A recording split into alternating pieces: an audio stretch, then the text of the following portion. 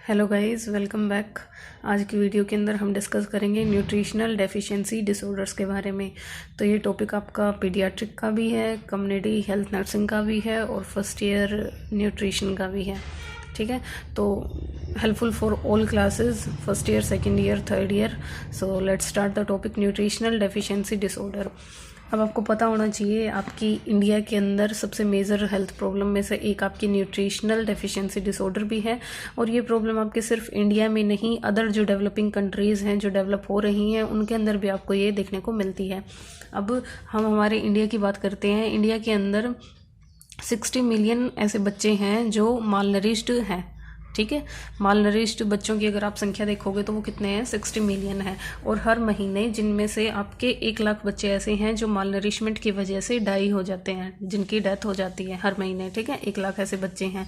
और कुछ बच्चे ऐसे हैं जिनका आपको पता ही नहीं चलता कि वो मालनरिश्ड हैं भी कि नहीं है। ठीक है, तो आपकी कंट्री के अंदर और कुछ बच्चे ऐसे हैं, मतलब 2.5 मिलियन बच्चे ऐसे हैं जो विटामिन ए की डेफिशिएंसी की वजह से ब्लाइंडनेस के शिकार हो रहे हैं। ठीक है, तो मतलब ऐसा बहुत से आपके पास ऐसे स्टैटिक्स हैं जो इंडिकेट करते हैं कि मालनरिशमेंट या न्यूट्रिशन डेफिशिएंसी डिसऑर्डर आपकी इंडिया की मेजर हेल्थ प्रॉब्लम में से एक है। ठीक है, तो अब हमारी जो 5 मेजर न्यूट्रिशनल डेफिशिएंसी डिजीज़ हैं उनके नाम मैंने यहाँ लिख रखे हैं। सबसे फर्स्ट है, ये 5 ऐसी मेजर हैं, और भी बहुत सारी डिजीज़ हैं लेकिन ये 5 मेजर डिजीज़ हैं। सबसे फर्स्ट है kwashiorkor, marasmus, xerophthalmia, nutritional anaemias and goitre. ये सारी की सारी क्या हैं, 5 मेजर न्यूट्रिशनल डेफिशिएंसी। इनका थोड़ा बहुत इंट्रोडक्शन मैं अभी आपको यहीं दे देती हूँ। क्वाशियोकोर जो डिजीज़ है और मेरास्मस है, ये प्रोटीन एनर्जी माल न्यूट्रिशन के अंडर आप पढ़ोगे। जीरोप्थेल्मिया जो है, ये विटामिन ए की डेफिशिएंसी की वजह से होती है। न्यूट्रिशनल एनीमिया आपको पता है आयरन की डेफिशिएंसी की वजह से होगा। गोइटर क्या है, आयोडीन की डेफिशिएंसी की वजह से होता है। तो यहाँ पे आपका आयोडीन एक मिनरल है, आयरन भी एक मिनरल है, विटामिन ए, तो हर तरह की डेफिशिएंसी देखने को मिल गई आपको। यहाँ पे प्रोटीन एनर्जी की, यहाँ पे विटामिन्स की डेफिशिएंसी, यहाँ पे क्या, मिनरल्स की डेफिशिएंसी की वजह से। तो ये 5 ऐसी मेजर न्यूट्रिशनल डिजीज़ हैं जो आपको देखने को मिलती हैं। आगे है माल न्यूट्रिशन। अब हम माल न्यूट्रिशन की बार बार बात कर रहे हैं तो उसकी डेफिनेशन क्या होती है वो पढ़ लेते हैं सबसे पहले। तो माल नरिशमेंट इज़ या malnutrition is defined as pathological state. Pathology जो वर्ड है वो डिजीज़ के लिए आता है, यानी माल न्यूट्रिशन क्या है, एक डिजीज़ कंडीशन है, पैथोलॉजिकल स्टेट है जो कब होती है, रिजल्टिंग फ्रॉम द डेफिशिएंसी और एक्सेस ऑफ वन और मोर एसेंशियल न्यूट्रिएंट्स। ठीक है, मालनरिशमेंट क्या हो सकता है, डेफिशिएंसी या एक्सेस, दोनों तरीके से हो सकता है। ठीक है, यानी ओवरवेट और अंडरवेट दोनों ही माल न्यूट्रिशन के अंडर आप पढ़ोगे। ठीक है, तो माल न्यूट्रिशन क्या है, एक पैथोलॉजिकल स्टेट है जो कब अराइज होती है या रिजल्ट होती है जब आपकी किसी चीज़ की, किसी एसेंशियल न्यूट्रिएंट की डेफिशिएंसी आपको देखने को मिलती है या एक्सेस देखने को मिलती है। ठीक है, एक या एक से ज़्यादा एसेंशियल न्यूट्रिएंट की एक्सेस या डेफिशिएंसी की वजह से जो कंडीशन अराइज होती है उसको आप क्या बोलते हो, माल न्यूट्रिशन। ठीक है, माल न्यूट्रिशन जो है आपकी वो 4 फॉर्म्स में आपने पढ़नी है यहाँ इसके अंदर। अंडर न्यूट्रिशन भी आप बोल सकते हो। ठीक है, ओवर न्यूट्रिशन, अंडर न्यूट्रिशन यानी डेफिशिएंसी की वजह से हो रही है, ओवर न्यूट्रिशन किसकी वजह से हो रही है, एक्सेस की वजह से हो रही है, न्यूट्रिएंट्स के इम्बैलेंस, मतलब ना अंडर है ना ओवर है, बीच की जो कंडीशन है, माइल्ड मॉडरेट जो कंडीशंस आएंगी माल न्यूट्रिशन की, वो इम्बैलेंस के अंदर आप पढ़ोगे। स्पेसिफिक डेफिशिएंसी, जिसका आप ऊपर हमने एग्जाम्पल देखा, जैसे क्वाशियोकोर और मेरास्मस है, ये प्रोटीन की वजह से होते हैं, प्रोटीन की डेफिशिएंसी हो तब ये देखने को मिलती है। गोइटर है, वो आयोडीन की डेफिशिएंसी की वजह से देखने को मिलता है। तो स्पेसिफिक डेफिशिएंसी की वजह से जो डिजीज देखने को मिलती हैं वो, तो माल न्यूट्रिशन के अंडर ये 4 चीज़ें आपने पढ़नी है। आगे आता है important nutrition problem in our country. हमारी कंट्री के अंदर जो इम्पोर्टेंट न्यूट्रिशनल प्रॉब्लम है वो कौन कौन सी हैं। सबसे फर्स्ट है प्रोटीन एनर्जी माल न्यूट्रिशन, जिसके अंडर हम क्वाशियोकोर और मेरास्मस को पढ़ेंगे। विटामिन डेफिशिएंसी डिसऑर्डर, आपको पता है हर विटामिन की डेफिशिएंसी की वजह से कोई ना कोई डिसऑर्डर होता है, तो उसमें से ये मेजर प्रॉब्लम आपको यहाँ लिखी गई है जीरोप्थेल्मिया, यानी जो विटामिन ए की वजह से आँखों में प्रॉब्लम होती है वो। और जैसे विटामिन डी की वजह से आपको पता है रिकेट्स होता है, ऑस्टियोमलेशिया देखने को मिलता है। तो हर विटामिन की वजह से जो उनकी डेफिशिएंसी या एक्सेस की वजह से जो भी डिजीज़ होती है वो भी क्या है, इंपॉर्टेंट प्रॉब्लम है। थर्ड है मिनरल डेफिशिएंसी, जैसे गोइटर हो रहा है आपका आयरन की डेफिशिएंसी की वजह से, आयरन की डेफिशिएंसी की वजह से एनीमिया हो रहा है। तो मिनरल डेफिशिएंसी डिसऑर्डर्स भी हमारी कंट्री के अंदर इंपॉर्टेंट प्रॉब्लम्स के अंदर पढ़े जाते हैं। आगे हम पढ़ेंगे कोजेज़, ठीक है। माल न्यूट्रिशन की जो इटियोलॉजी है, रिस्क फैक्टर हैं, वो क्या है, ठीक है। माल न्यूट्रिशन के जो कारण हैं वो क्या चीज़ें हैं। देखिए सबसे फर्स्ट है, आपको पता होना चाहिए माल न्यूट्रिशन एक मैन मेड डिजीज़ है, ठीक है। हम इंसानों की वजह से ही ये बीमारी होती है, ठीक है। हम ही हैं जो या तो अपने खाने को एक्सेस में लेते हैं या फिर बिल्कुल ही नहीं लेते हैं, ठीक है। तो हमारी ह्यूमन सोसाइटी की ही बनाई गई एक ये डिजीज़ है। ये कोई मतलब वो गॉड मेड या आर्टिफिशियल नहीं है, मतलब भगवान ने हमें ये बीमारी नहीं दी है, हम अपनी कमियों की वजह से माल न्यूट्रिशन के शिकार होते हैं। सबसे फर्स्ट जो चीज़ आती है इसके अंदर वो है इन्फेक्शन एंड डिजीज़ कंडीशन, ठीक है।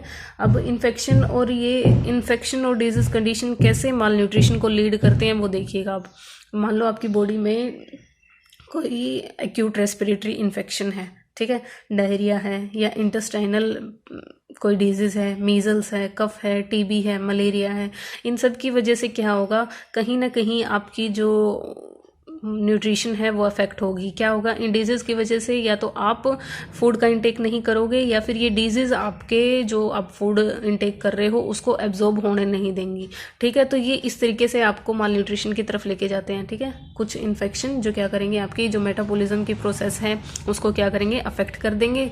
लॉस ऑफ एपेटाइट कोज कर सकते हैं, ठीक है। जब हम मतलब बीमारी के दौरान खुद हमारा कुछ खाने का मन नहीं करता है, ठीक है। तो ये सारी कंडीशन हैं जो आपको अफेक्ट कर सकती हैं, माल न्यूट्रिशन तक ले जा सकती हैं। नेक्स्ट जो फैक्टर है वो है पुअर सोशो इकोनॉमिक स्टेटस। इस बात का भी आपको पता है, इकोनॉमिक स्टेटस है जो वो बहुत मैटर करता है माल न्यूट्रिशन के अंदर, ठीक है।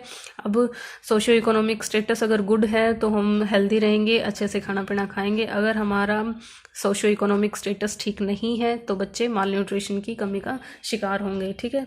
अब अगर आपके पास एक अच्छा एनवायरनमेंट नहीं है, घर नहीं है, ठीक है, अच्छा पैसा नहीं है, तो ये सारी चीज़ें अफेक्ट करती हैं आपकी किस चीज़ को, माल न्यूट्रिशन को, या न्यूट्रिशनल जो आपकी नॉर्मल वैल्यू होनी चाहिए उन चीज़ों को ये अफेक्ट करती है। नेक्स्ट चीज़ आती है कल्चरल इन्फ्लुएंस। कल्चरल इन्फ्लुएंस का भी आपको पता है, आपका जो कल्चर है वो बहुत अफेक्ट करता है आपकी हेल्थ को। अब किसी के कल्चर में हिंदू कुछ अलग खाते हैं, पंजाबी कुछ अलग खाते हैं, सिख लोग कुछ अलग खाते हैं, जैन कुछ हैं, उनके अंदर कुछ ना कुछ डाइट रेस्ट्रिक्शंस होती हैं, ठीक है। तो जो आपका कल्चर होगा, जैसे आपके बिलीव्स होंगे, प्रैक्टिस होंगी, कस्टम होंगे, उन्हीं सुपरस्टिशन भी होते हैं, कुछ लोगों के अंधविश्वास होते हैं, ठीक है। तो वो चीज़ आपके जो न्यूट्रिशन है उस पर स्ट्रॉन्ग इफेक्ट डालते हैं, उस चीज़ का भी आपकी जो न्यूट्रिशन की ज़रूरतें हैं उन पर अफेक्ट पड़ता है। नेक्स्ट है इनएडिक्वेट हेल्थ एंड अदर सर्विस। अगर आपको हेल्थ सर्विसेज अच्छी नहीं मिल रही हैं आपकी कम्युनिटी के अंदर, ठीक है, आपकी सोसाइटी के अंदर, तो वो भी आपके न्यूट्रिशन की रिक्वायरमेंट को क्या करती हैं, अफेक्ट करती हैं, ठीक है। तो हेल्थ सेक्टर और एडिक्वेट फूड सप्लाई। अब देखिए आप न्यूट्रिशन ले रहे हैं, अगर उसकी प्रॉपर असेसमेंट नहीं हो, ठीक है, तो उससे भी आपको पता नहीं चलेगा कौन माल नरिश्ड है या नहीं है, ठीक है। न्यूट्रिशनल सप्लीमेंट्स ना मिलते हों आपकी community health centre, primary health centre इनके अंदर, ठीक है, तो और अगर बीमारी हो जाए तो उसका ट्रीटमेंट ना पॉसिबल हो वहाँ पे, तो वो सारी चीज़ें आपके माल न्यूट्रिशन को और बढ़ावा देती हैं। तो ये 4 मेन आपके कॉजेज़ है माल न्यूट्रिशन के जो आपके अफेक्ट कर सकते हैं न्यूट्रिशनल रिक्वायरमेंट्स को। नेक्स्ट जो टॉपिक है वो है असेसमेंट ऑफ न्यूट्रिशनल प्रॉब्लम, ठीक है। अब आपने कॉजेज़ पढ़ लिए, माल न्यूट्रिशन क्या होता है वो पढ़ लिया। अब आपको पता कैसे चलेगा कि कोई इंसान न्यूट्रिशनल प्रॉब्लम का शिकार हो चुका है या नहीं हो चुका है, तो उसके लिए स्पेशल असेसमेंट क्राइटेरिया आपका यहाँ बताया गया है। सबसे फर्स्ट है असेसमेंट ऑफ डाइटरी इनटेक, ठीक है। आपको अब क्योंकि हम ये पीडियाट्रिक के उसमें पढ़ रहे हैं, तो आपको जो भी बच्चे हैं उनका डाइटरी इनटेक, अब जो कम्युनिटी हेल्थ नर्स होती है उसका काम ही क्या होता है, होम टू होम विजिट करना और असेस करना हर एक बच्चे को। तो उसका डाइटरी इनटेक क्या है, कि क्या बच्चा खा रहा है, कितनी क्वांटिटी में खा रहा है, क्या क्वालिटी का खाना वो ले रहा है, ठीक है। हिस्ट्री ऑफ डाइट पैटर्न का मतलब क्या समझते हो आप, कि एक दिन में वो कितना खाना खा रहा है, क्या अमाउंट है, क्या क्वालिटी है, ठीक है, और स्पेसिफिक फूड खा रहा है या नॉर्मल जो अवेलेबल है वो खा रहा है। तो ये सारी चीज़ें आपने असेस करनी है। नेक्स्ट जो चीज़ है जो आप कर सकते हो न्यूट्रिशनल प्रॉब्लम को असेस करने के लिए, वो है एंथ्रोपोमेट्रिक एग्जामिनेशन, ठीक है, बच्चे की। इसके अंदर क्या आता है, एंथ्रोपोमेट्रिक एग्जामिनेशन के अंदर बच्चे का हाइट, ठीक है, एज के अकॉर्डिंग ठीक है कि नहीं है, वेट चेक करना है, किस एज में कितना वेट इंक्रीज होना चाहिए, लेंथ चेक करनी है बेबी की, mid upper arm circumference check करनी है, ठीक है। ये आपका एक बहुत इंपॉर्टेंट क्राइटेरिया है जो आपको न्यूट्रिशनल प्रॉब्लम के बारे में बता देगा। अगर ये आपकी एज के अकॉर्डिंग ठीक नहीं है, मिड अपर आर्म सर्कमफेरेंस, तो आपको पता चल जाएगा न्यूट्रिशनल प्रॉब्लम है। ये सारी चीज़ें ही ऐसी हैं जिनसे आपको पता चल जाएगा कि न्यूट्रिशनल प्रॉब्लम है कि नहीं है। नेक्स्ट चीज़ है क्लिनिकल एग्जामिनेशन। इसके अंदर आपने क्या करना है, हेड टू टो एग्जामिन करना है बच्चे को, ठीक है। हेड टू टो जब आप एग्जामिन करोगे हर एक पार्ट को बॉडी के, तो आपको साइंस का पता चल जाएगा कि किस डेफिशिएंसी की वजह से हो रहा है। जब आप आइज़ चेक करोगे, ठीक है, तो उनके अंदर आपको पता चल जाएगा विटामिन ए की डेफिशिएंसी है, ठीक है। आप स्किन के ऊपर डिस्कलरेशन देखोगे या फिर गोइटर देखोगे, आप आयोडीन, ये थ्रोट और नेक, इनकी अगर अच्छे से एग्जामिनेशन करोगे तो भी आपको पता चल जाएगा। नेक्स्ट आपका असेसमेंट ऑफ एसोसिएटेड प्रॉब्लम्स।